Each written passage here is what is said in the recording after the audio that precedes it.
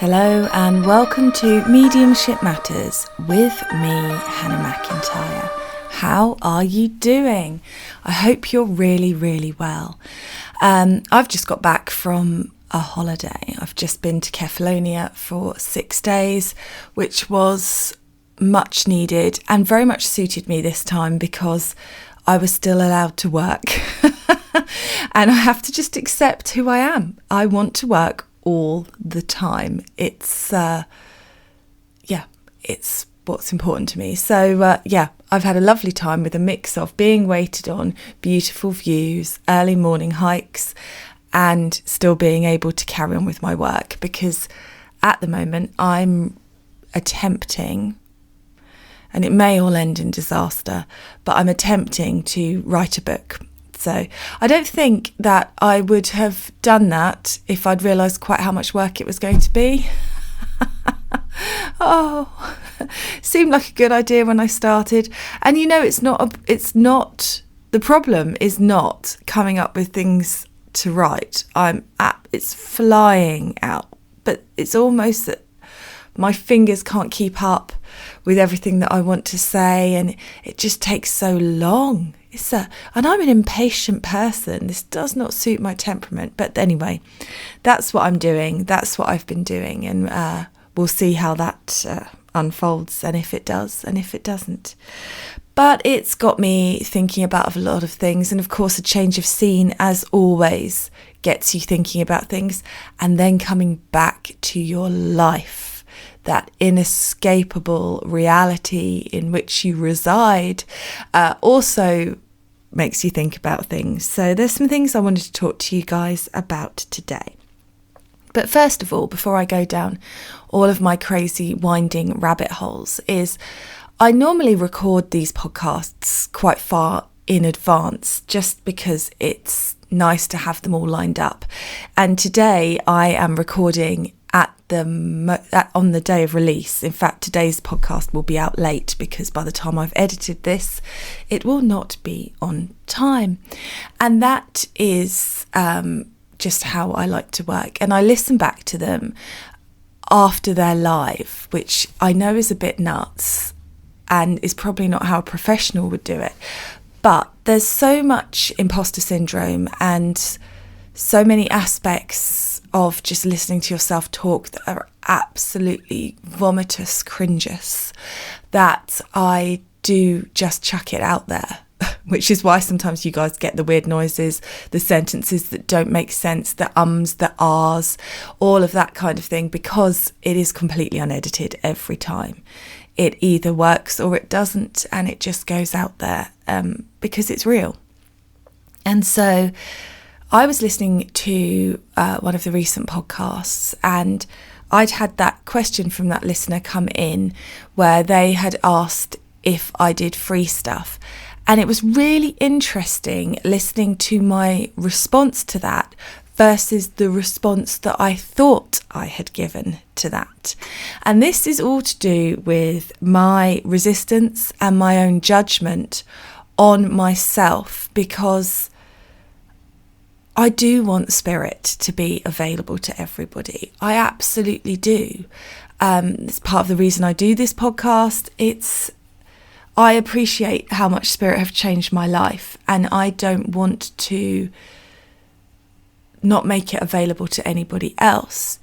Equally, it is a job, and trying to find that sweet spot in there is always very, very difficult and very, very hard. I know a lot of mediums that just carry on with their day job and work in the evenings for sitters and things like that. And you've got to find that space of which is comfortable to you.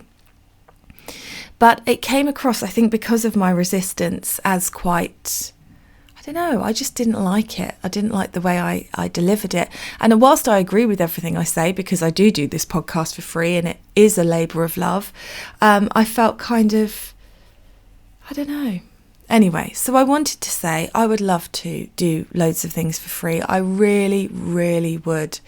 But it's just not possible in the world that we live in to obviously not put my phone on silent. See, this is what I mean. The professionalism of it is just amazing. So I don't know. It just feels like I need to say, it's not that I don't want to, it's that I can't. And it is very hard when you do for a living what you would do for fun in your spare time, and trying to find that space in there, trying to find that space. I mean, you guys know I've talked about money quite a lot on this podcast, and I will say this, in my experience, people that pay bring a different energy, but that doesn't mean there aren't exceptions to that rule, where there are people who can't afford to pay, who would be so grateful to be there that they would bring the right energy. It's finding those people in amongst the noise of people who are very entitled. It's one of the reasons you won't catch me doing as many Facebook Lives as I used to, because I just got so fed up with it.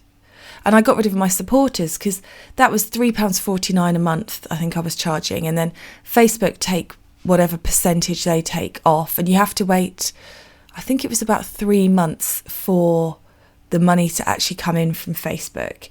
So, and it was never really about making money and becoming rich, although obviously part of it is about food and bills and clothes and covering those things.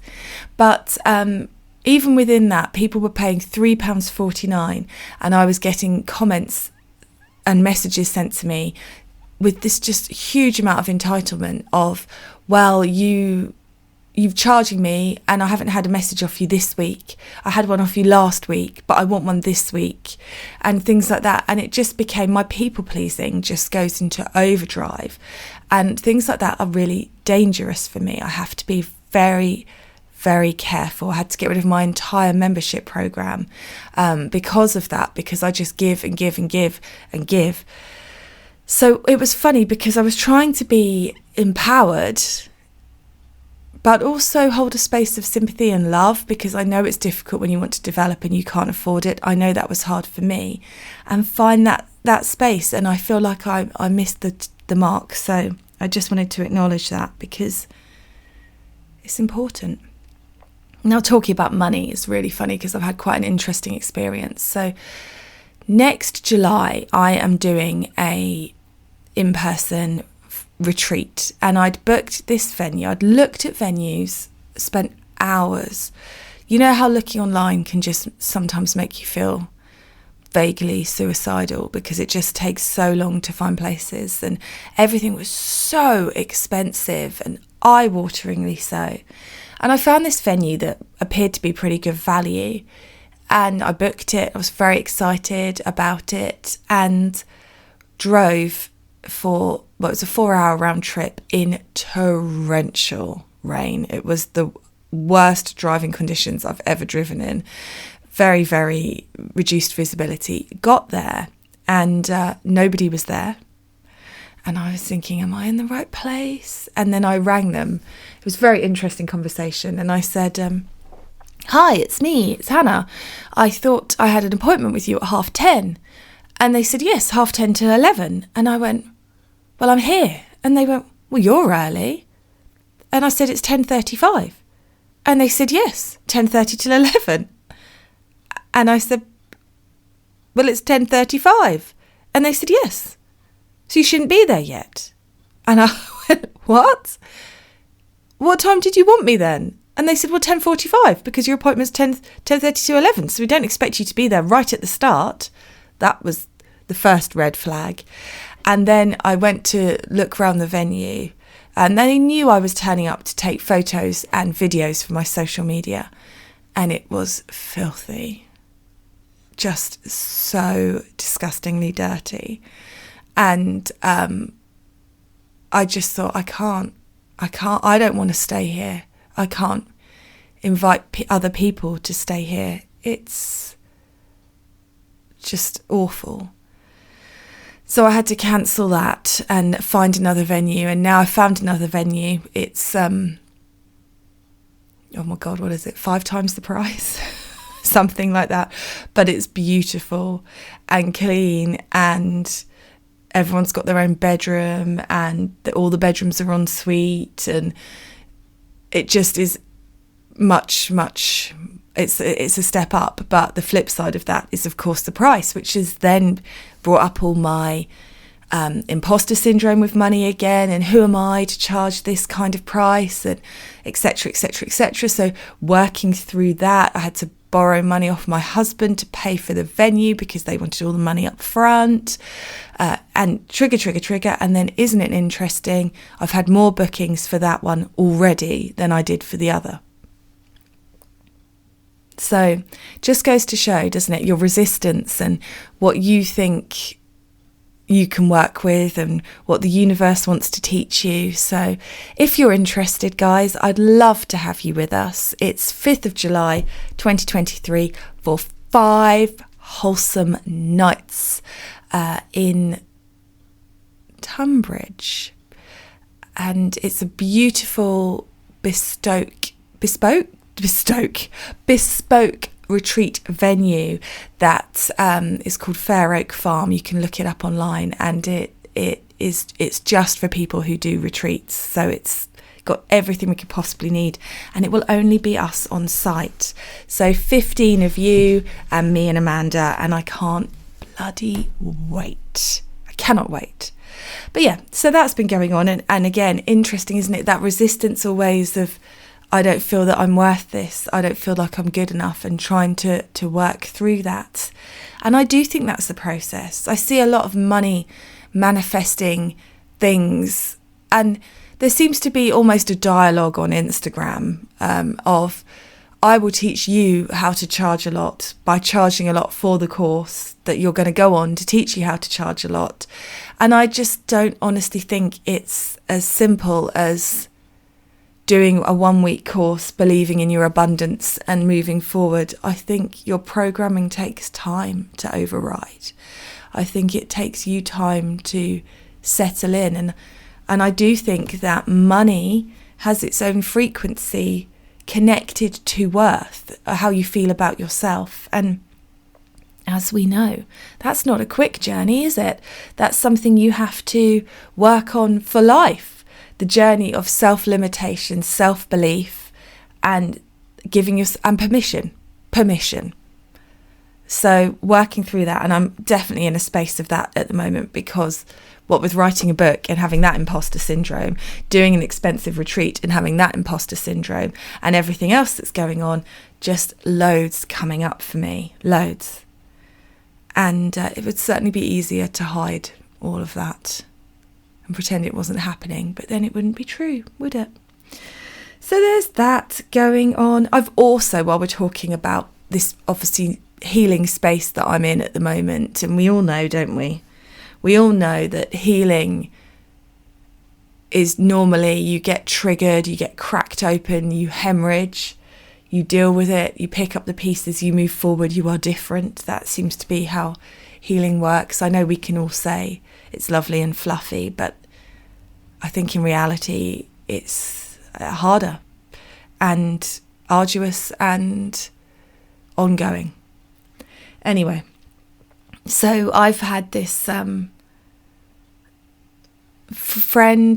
I've known for many years that I've always tried to help and always tried to be there for, and they are the kind of person that takes quite a lot without meaning to, energetically. And I've worked with them in spirituality for a good few years, and they have always taken quite a lot of time, attention, focus, that kind of thing. And I have a one closed circle which has been going for quite some time, with people that I've worked with for a long, long time. And I'm always teetering around with it because I love those ladies. I love them. And I want to hang out with them. I want to be with them. But I'm super busy, and it's finding the balance there. And I think we always have resistance, don't we, to letting things go. And I know that Spirit have asked me many times to let that circle go, and many times I have resisted and said, no, I will keep on going. So I've kept on going, and that person has been a massive part of the reason, because I know how much, well, I thought I knew how much they valued me and the group and everything like that. And isn't it interesting? There's me quietly minding my business on Facebook, and a post comes up from an ex-student of mine. And that ex-student royally shit on me. There's no other way to say it. Absolutely.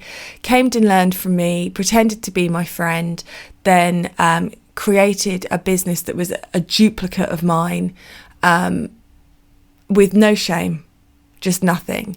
Everything that I did, they then did. It was absolutely painfully upsetting, but a really good lesson for me in being a teacher and being taken for granted, and boundaries and barriers and all of that kind of thing. And it's always painful. I would love to say to you guys, in the years that have passed, I don't feel like I've been stabbed in the heart by it, but I do. I absolutely do. And of course, that group know all about that. They've been on that journey with me. Well, of course, I'm sure you've guessed the end. I'm scrolling on Facebook, and then I see that this person that I've kept this group open for because I feel like they need it and they want it, has been going to see this person who pooped all over me, and is commenting as a top fan on their Facebook page, saying what a wonderful evening they had at theirs. And it's not that I don't think that you should go and see the medium you are drawn to. I hope that you know that. I absolutely, passionately believe that you should go and see the medium that you are drawn to. And it's not even that the person in my circle has done anything wrong. It's me that's been in the wrong here, because it's me that has kept that group open and kept it going with this kind of sense of duty / restriction of myself, telling myself that I'm doing it for them, telling myself that I've got to keep on with it, holding that space for times gone past. It's me that did that. Spirit didn't ask me to. In fact, Spirit have made it very, very clear that I should have closed that group at least a year ago. It's me. It's me that has been saying to myself, well, I need to do it for them. And there's a bit of ego in there, isn't there? There's a bit of ego in there of, I am the saviour. I am the one that they come to. I need to keep it running for them because they need me. And all of that disempowerment, it's all my bloody fault. And I'm sulking with that at the moment as well, because there's nothing like a spiritual slap, is there, to make you realise how wrong you've been getting it. And you need these things. You need these shocks to pull you out of your dialogue that you're telling yourself, that story that is running in your mind all the time. Sometimes to get it broken, you have to have that beat, that moment that smacks you round the chops and you go, oh, bugger. And this is one of those. So yeah, I'm glad for them that they are having other experiences and seeing other teachers. You guys know, I highly recommend that. But equally, isn't that just bloody hilarious that I've been keeping it open for them so that they would experience what they needed to, and they've gone off anyway to find it, not just from anyone, but from the person that they know broke my heart. Isn't it ironic? Don't you think? A little too ironic. Yeah, I really do think. Bollocks. Anyway, so that's been going on too. Yay! And again, I see this kind of thing on social media with these spiritual teachers where they put themselves on platforms where they can never really say that they're struggling or they're pain or they're selfish or they're feeling annoyed, or because there seems to be this idea that we need to be something other than human to be spiritual. But this is why we came here, guys. We came here to be grumpy and annoying and judgmental and angry, normally aimed all at ourselves. We came here for these experiences because, as Spirit was saying to me yesterday when I was having a boo-hoo about all of this, our souls need that contrast. But I feel also in the spirit world, it's good all the time. So they kind of crave it not being good. Sound weird, but does this make sense? Craving that not being good so that you can enjoy the good stuff. Craving that, oh my goodness, somebody's done this to me, I can't believe it, I thought they were my friend. But also your soul is craving that because it makes the good times better. It makes it more of a contrast. If you're just in a great space all the time, what does that give you? You need a little bit of something to rise. That's my excuse and I'm sticking to it. Something else I've been thinking about is the idea of a calling and what a calling feels like. And I think I'm finally starting to accept that I have had a calling from Spirit, that I have got a calling from Spirit. And the idea that I had that a calling, if you were called with Spirit, you would have had, seen ghosty people since you were a child, or you would have, something a bit more tangible. I think I've watched too much Lord of the Rings, because for me it's always Gandalf the Grey plucking the ring from the fire and telling me that I've got to go on a quest. I'm as hairy as Frodo. That's kind of what I was expecting.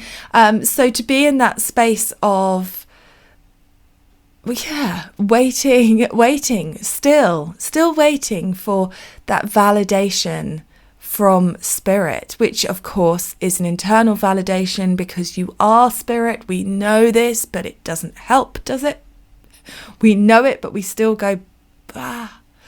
Anyway, so knowing all of that, and I thought a calling was one moment, a moment in time that is obvious and explosive and life-changing. And what I have found is that my calling has been lengthy and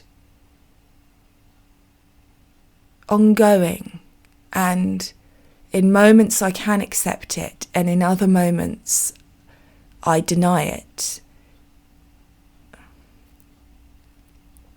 Strengthening through difficulty. So I can, in honesty, look back at every single bit of trauma and shit that I went through and understand the purpose that it served to get me to this moment. And I know some of it I caused for myself, and I could have got to this moment a lot quicker, but doesn't it help to have bumbled around a little bit so you can really value it when you're there?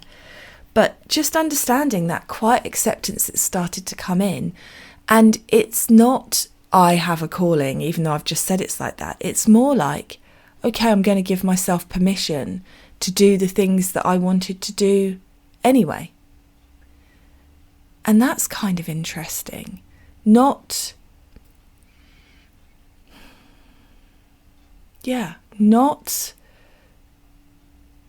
I have a calling so I'm allowed to do this, but just I'm going to do it anyway because I want to. That's a very different space, but I actually think that is what a calling feels like. And we're all out here, aren't we, waiting for the big stuff, for the knowing, for that moment where we go, I've got it. And I've had it so many times, from in messages, in readings, in experiences. I mean, it's not that Spirit haven't shown it to me many, many times, but it hasn't been so big and so strong that my humanness couldn't overwrite it and hold myself back again. So you sort of take a step forward, you allow yourself that step forward, then you think, actually, should I do this? And then you hold yourself in that space, and then you step back, and then you go for a reading, and they say you can step forward, and you step forward a couple, and then you go, am I allowed to be here? This feels rude. Who am I to be here? And then you step back again. And I think that is the human condition. But I also think there's power in recognizing that is still a calling. It's still a calling. When you can't leave it alone, when you can't step away from it, that is a calling. And that calling for you with mediumship may be as simple as, I just love it. That's all it is for me. I just love it. I just find it fascinating. I just can't believe that we're all going around in our lives and this magic is here and I can't leave it. And I choose it sometimes. You know, my poor husband on holiday was like, do you want to hang out? And I was like, no, I'm writing. I'll see you at lunchtime. And I'm sure that doesn't make me particularly the greatest wife in the world, but I love it so. I love talking about mediumship. I love talking about spirituality. It is everything to me. And that is a calling. So if you've got something in your life, whether it's mediumship or something else, that all paths lead back to, don't expect the universe to bring it to you in this one pinnacle, life-changing moment that you never take a step back from. It can be a slow burn. It can be just, you allowing the permission and moving into that. And I really want to talk to you about that because that's really, as always, coming up for me. And understanding, of course, that the idea of a calling where it becomes easy is completely and utterly incorrect. Incorrect. And it's so funny, isn't it? Because we look at spirituality and we all have that kind of disempowering idea that if we find the right path, the set path where we should be, we'll be able to move along it with ease and grace and it will be wonderful. We all have that idea. And yet look at the greatest medium of all time, Jesus. Look at his journey. Was his journey bump free? Was it easy? Did he not ask his father why he had forsaken him? Where does this idea come from? Where does it come from that if it's meant for us, it will be easier? And why aren't we talking about the fact that it's actually about overcoming it again and again and again and again? And that is still a calling. And that is, I think, for all of us, the most valid calling.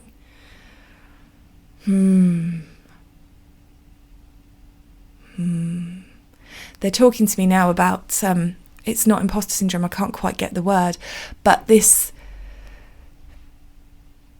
willing suspension of disbelief, but also the sort of suspension that people feel that they need to do in spiritual circles where they only talk about the good stuff and this is how I knew I was supposed to do it. And this kind of ongoing, self-fulfilling, so much for me not making noises on this podcast. Whoops, sorry if you were asleep there. This ongoing, self-fulfilling idea that keeps being told and spreading this idea that you can get to a certain place and it's easy. And you can get to a certain place and you are so connected to source that it's all perfect and wonderful.